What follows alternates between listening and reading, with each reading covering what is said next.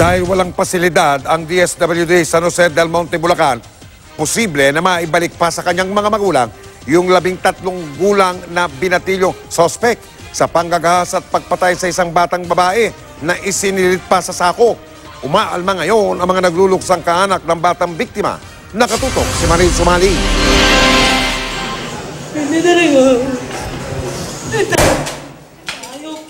Sumambulat ang galit ng tiyahin ng batang biktima habang kinukuna ng pahayag sa San Jose del Monte, Bulacan Police Station ang 13 taong gulang na suspect. Ang mga magulang ng biktima si Mariel Cruz, halos pagsakluban ng langit at lupa.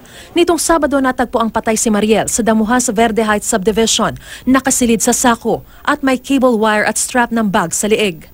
Kung ano po yung ginawa niya sa anak ko, sana po yun din po maging parusa sa kanya. Masakit to eh.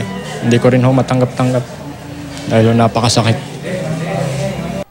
Sabado, 2:46 ng hapon, nakita sa CCTV footage ng subdivision ang binatilyong suspect at si Mariel, 5 taong gulang.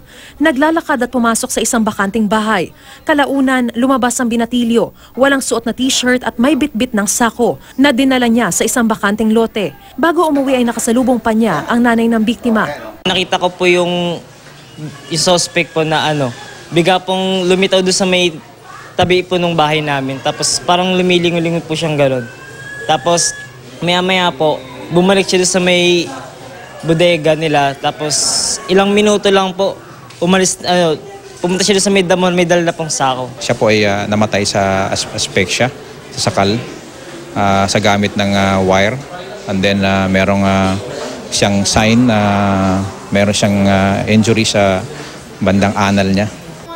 Ayon sa investigador, umamin ang suspect matapos makuna ng pahayag ang magkabilang panig, dinala sa piskalya ang binatilyong suspect para ma-inquest. Pagkatapos nito ay dadalhin na siya sa San Jose del Monte City Social Welfare and Development para doon i-turn over. Pero dahil wala raw silang holding center o shelter para sa mga menor de edad na offender, posible raw na ipauwi pa rin sa mga magulang ang suspect habang wala pang pinal na desisyon ng piskalya kung kaninong kustudiya siya tuluyang mapupunta.